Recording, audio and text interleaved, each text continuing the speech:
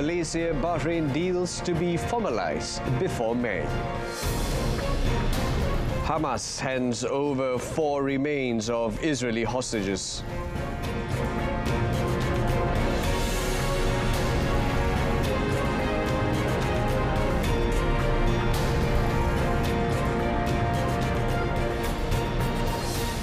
Good afternoon, Salam Malaysia Madani. I'm Brendan Lepol. Several new cooperation agreements discussed during Prime Minister Dato Sri Anwar Ibrahim's official visit to Bahrain, including on financial technology, fintech, are expected to be formalized before May this year.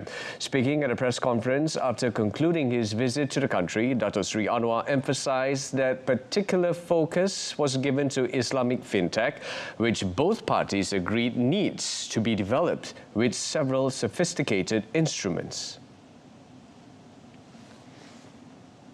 Selama ini kita hanya sekadar menciplak cadangan-cadangan instrumen bank konvensional.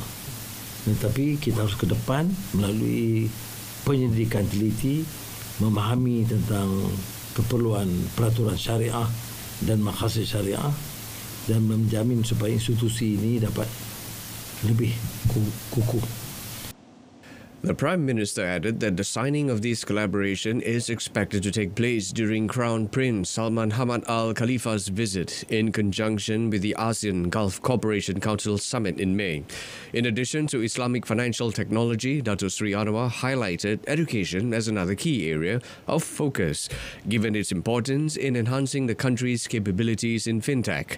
Furthermore, he expressed that Malaysia is keen to learn from the efforts of the Bahrain Economic Development Board, which has successfully transformed the country into a leading financial hub. On another note, Dato Sri Anwar said the close relationship between His Majesty Sultan Ibrahim, King of Malaysia, and Bahrain's King, Sheikh Hamad Isa Al Khalifa, plays a key role in strengthening Malaysia-Bahrain cooperation. He said it will also bring greater prosperity to the people. Dato Sri Anwar expressed his deep appreciation to King Sheikh Hamad and the government of Bahrain for their warm hospitality towards the Malaysian delegation during the official visit. The Premier believes the visit served as a platform to further reinforce the close ties through various sectors of mutual interest, particularly in investment and trade. Dato Sri Anwar described His Majesty's vision and wisdom in leading the development of Bahrain as an inspiration for him to continue working hard to drive Malaysia towards a better future. Earlier, the Prime Minister had an audience with Sheikh Hamad at SAHIH Palace, spending about an hour at the royal venue in southern Bahrain as he concluded his official visit. Meanwhile, the Premier revealed that the health condition of His Majesty Sultan Ibrahim, King of Malaysia, has significantly improved after receiving conservative treatment. Dato Sri Anwar said he had the opportunity to seek an audience with the King twice during his official visit to Bahrain. Dan Alhamdulillah nampak rawatan konservatif peringkat awal itu nampak berhasil walaupun harus dipantau seterusnya. Keadaan beliau baginda jauh lebih baik dan oleh itu sebelum meneruskan nanti rawatan berikutnya, beliau baginda telah memutuskan untuk pulang dulu esok insyaAllah dan meneruskan rawatan jika perlu. Tapi kita bersyukur kepada Allah SWT kerana keadaan baginda itu jauh lebih baik. Previously, Istana Negara announced that His Majesty Sultan Ibrahim had successfully undergone conservative treatment abroad for musculoskeletal pain and is expected to return to Malaysia on 21st February. In another development, the Prime Minister said the appointment proposal of the new Malaysian ambassador to the United States has been presented to His Majesty Sultan Ibrahim, King of Malaysia. Ya, tapi seperti mana sudah tahu, sehingga hal ini disahkan baru kita umumkan. Previously, it was reported that the government had a candidate to replace Datuk Sri Muhammad Nazri Abdul Aziz, who completed his 2-year tenure as the Malaysian ambassador to the United States. On another note, Datuk Sri Anwar said Malaysia will continue to champion the plight of the Palestinian people and their nation, which faces oppression and brutality. Responding to an international media report claiming Datuk Sri Anwar had been advised not to be too firm on the Israel-Hamas issue to avoid retaliation from the United States, the Prime Minister stressed that Malaysia is a free and sovereign nation which has the right to assert its firm stance on any international platform. Kita bukan memilih untuk memusuhi sesiapa, tetapi mana sahaja bentuk kezaliman, kekejaman harus kita bela dan perjuangkan. Saya percaya ada juga segelintir kecil, termasuk di Malaysia, yang pertamanya meragui ini, keduanya ada yang menentang. Jadi saya tanya, dalam mereka dapat pendidikan itu bidang apa? Apakah mereka tidak belajar tentang kemanusiaan, keadilan? Apakah mereka dibesarkan untuk membiarkan jiran dan tetangga mereka diterajang dan dibunuh? The Premier also highlighted that Malaysia's initiative in assisting those affected by oppression was not new, citing past efforts such as during the Bosnian War and the apartheid era in South Africa. Hamas has handed over the remains of 4 Israeli captives under a fragile Gaza ceasefire. It was the first release of dead hostages under the deal, which previously only involved the exchange of living Israeli captives and Palestinians held in Israeli prisons. 4 black coffins were carrying the remains of the hostages. Red Cross staff signed papers as part of the handover before the coffins were carried to their vehicles. Each of the caskets had a small picture of the hostages. Hamas said it was returning the bodies of Shiri Bibas and her sons, 4-year-old Ariel and 9-month-old Kfer. Hamas said in November 2023 that the boys and their mother had been killed in an Israeli airstrike, but their deaths were never confirmed by Israeli authorities. The 4th hostage was Oded Lifshitz, who was 83 years old at the time of his capture. On a related note, Hamas has accused Israel's Benjamin Netanyahu of procrastinating on negotiations for the second phase of the fragile ceasefire in Gaza, after the Palestinian group returned the remains of 4 deceased hostages to Israel. Hamas spokesman Abdul Latif Al-Kanu said in a statement that the second phase negotiations have not practically begun, and the group is ready to engage in them as stipulated in the agreement. He noted that Netanyahu is procrastinating regarding the second phase. The fragile truce took effect on 19 January after more than 15 months of fighting between Israel and Hamas. Since the first phase of the ceasefire began, 19 living Israeli hostages have been released in exchange for more than 1,100 Palestinian prisoners. Yesterday's repatriation of captives remains from Gaza is the first time Hamas has handed over bodies since the beginning of the truce, which has held despite accusations of violations on both sides. Israeli Foreign Minister Gideon Saar on Tuesday said talks would begin this week on the ceasefire's second phase, aiming to lay out a more permanent end to the war. Senior Hamas official Tahir al-Nunu said on Wednesday that Hamas was ready to free all remaining hostages held in Gaza in a single swap during Phase 2. In other news, a 16-year-old boy killed 2 women in a knife attack at a discount shop in the Czech Republic. According to the police, the motive of the attacker remains unclear.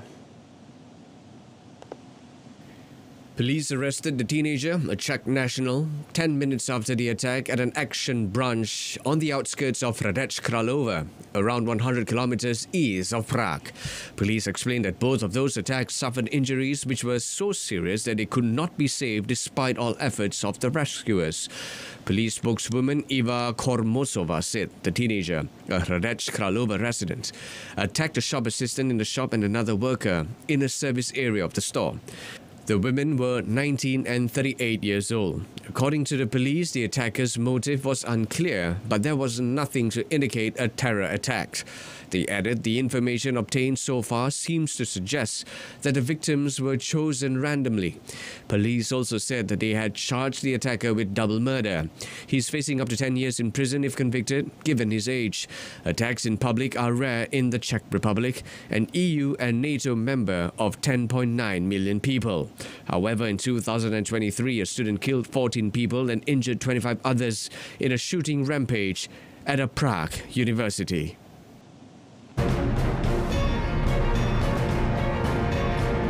And still ahead, United Nations seeks $900 million for Haiti crisis. Stay with us.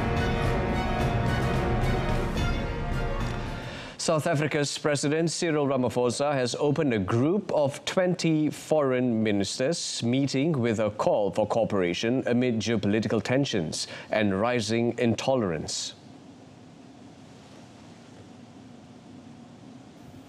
Top diplomats from the world's largest economies gathered in Johannesburg for the two-day talks held for the first time in Africa. The G20, a grouping of 19 countries as well as the European Union and the African Union, is deeply divided on key issues from Russia's war in Ukraine to climate change. World leaders have also been split on how to respond to the dramatic policy shifts made by Washington since the return of US President Donald Trump. As we strive towards a common purpose, I think it is important that we should remember that cooperation is our greatest strength. Let us seek to find common ground through constructive engagement. Through the G20, we should be able to set the coordinates of a new course for human progress. One that is founded on solidarity, equality, as well as sustainability. Ramaphosa said it is critical that the principles of the United Nations Charter, multilateralism and international law remain at the center of all endeavors. He also said the first G20 presidency by an African nation was an opportunity for the continent to be heard on critical global issues such as sustainable development, digital economy, and the shift towards green energy. The United Nations has launched an appeal for more than $900 million to help 3.9 million people this year in Haiti, a country ravaged by gang violence where nearly half the population suffers from acute food insecurity. In recent days, attacks have intensified in the capital, Port-au-Prince, and clashes have been reported between security forces and armed men. In its 2025 humanitarian plan, the UN Office for the Coordination of Humanitarian Affairs, OCHA, said the humanitarian situation in Haiti continued to deteriorate throughout last year. It noted that armed violence has caused immeasurable suffering, particularly among women and children. Around 6 million people are in need of aid, but chronic underfunding for humanitarian operations means the OCHA plan focuses on the most needy, including those who have been displaced, those living in gang-controlled areas, and cholera-hit communities. The requested $908.2 million is a sharp increase from 2024, when OCHA called for $674 million, an appeal that was only 44% funded. OCHA also said hunger rates have worsened, with 5.5 million people now experiencing acute food insecurity, of which 2 million are in food emergencies and 6,000 people are facing famine.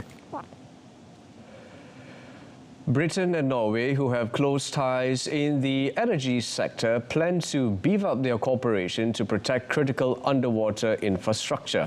The announcement came during UK Defence Minister John Healey's two-day visit to northern Norway amid fears that US President Donald Trump was weakening the US stance on protecting Europe. Norway's Defence Minister Tore Sandvik said his country would bolster its cooperation with Britain, Norway's closest and most important ally in Europe, notably on protecting subsea infrastructures. He noted that Russia has for many years maintained and developed its military capacity that can strike Western deep water infrastructure. He added it is important to expect that this kind of capacity can be used against Norwegian infrastructure in the event of heightened tensions or conflict. Norway and Britain are connected by two long gas pipelines on the North Sea seafloor. In 2023, the Scandinavian countries supplied more than 30% of Britain's gas needs. Several submarine telecommunications and electricity cables have been damaged in the nearby Baltic Sea in recent months. Many European leaders and experts suspect the cable cuts are acts of sabotage, part of a Russian hybrid war against Ukraine's Western allies. The Republican-controlled U.S. Senate has confirmed Kash Patel, a staunch loyalist who has threatened to go after President Donald Trump's political enemies, as director of the Federal Bureau of Investigation (FBI), the country's top law enforcement agency.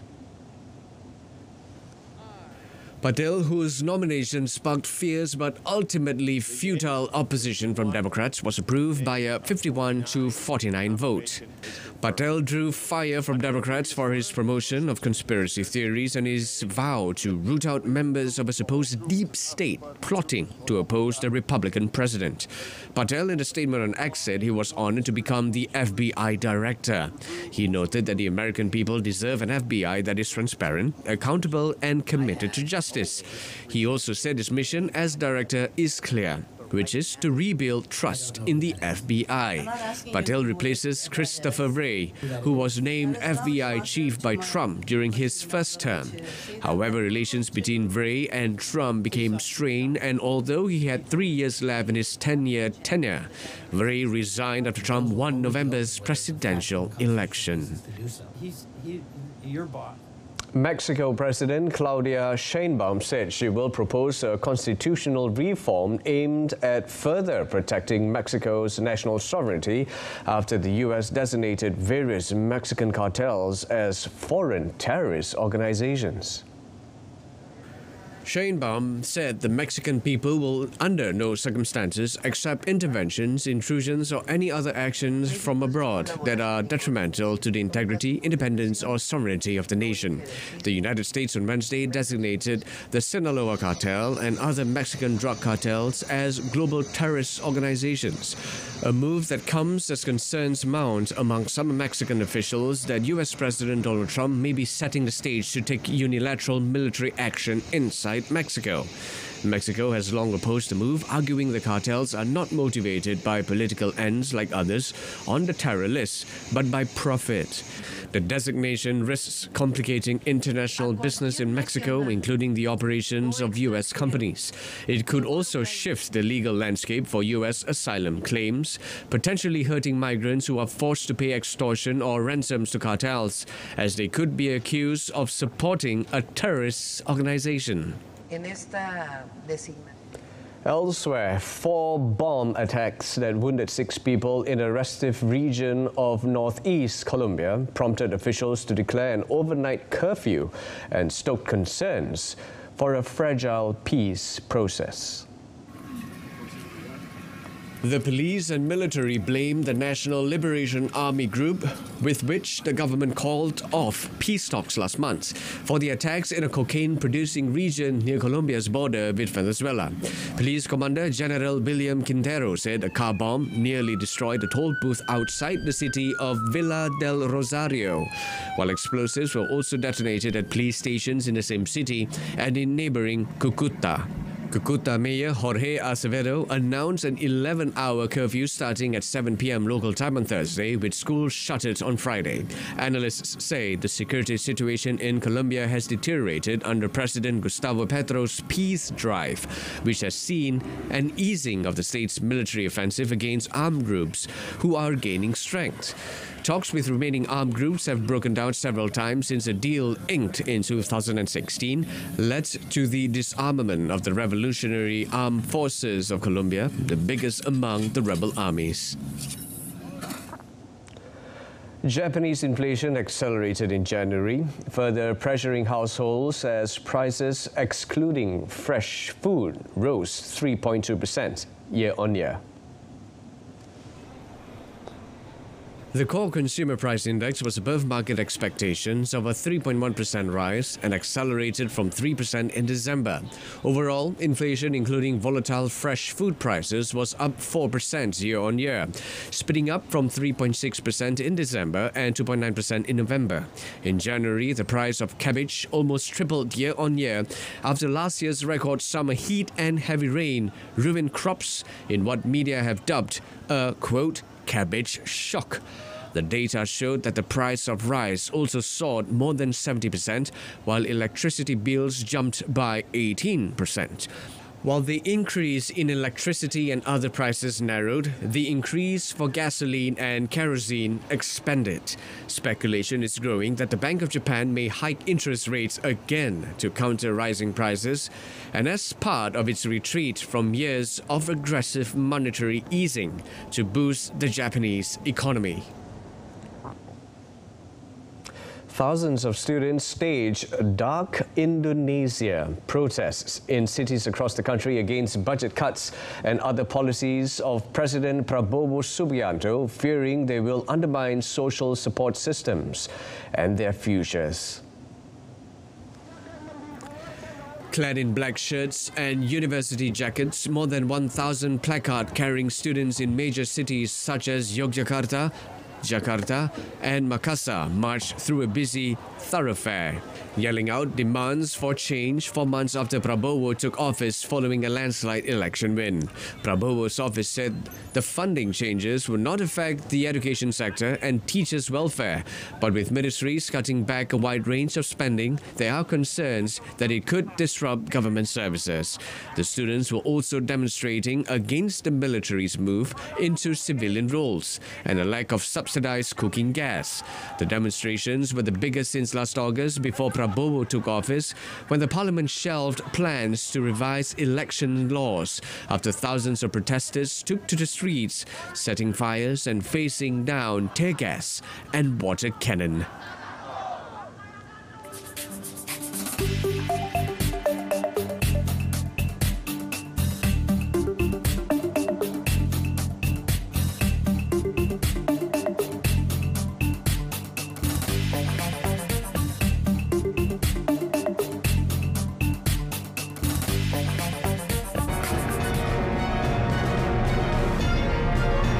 Up in sports, Alcaraz and Minor dumped out of Qatar Open quarters. Stay tuned. But we begin our sports segment with football. The Harimau Malaya squad will begin their third-round campaign in the 2027 AFC Asian Cup qualifiers on home soil with their opening Group F match against Nepal, set to take place at the Sultan Ibrahim Stadium in Iskandar Putri, Johor, on 25th March.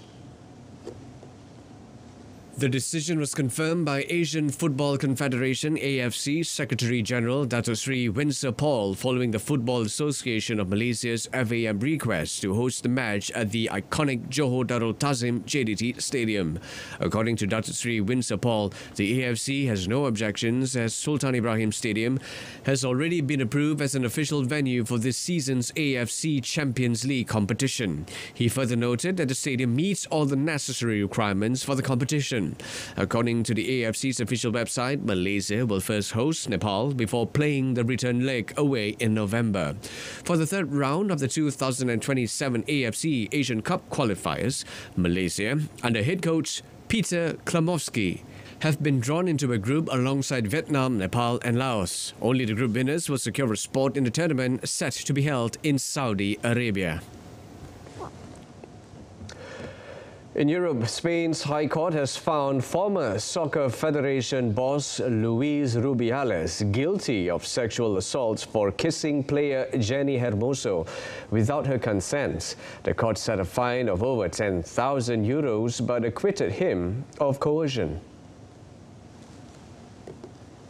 The court said in a statement the ruling bans Rubiales from going within a 200-meter radius of Hermoso and from communicating with the player for 1 year.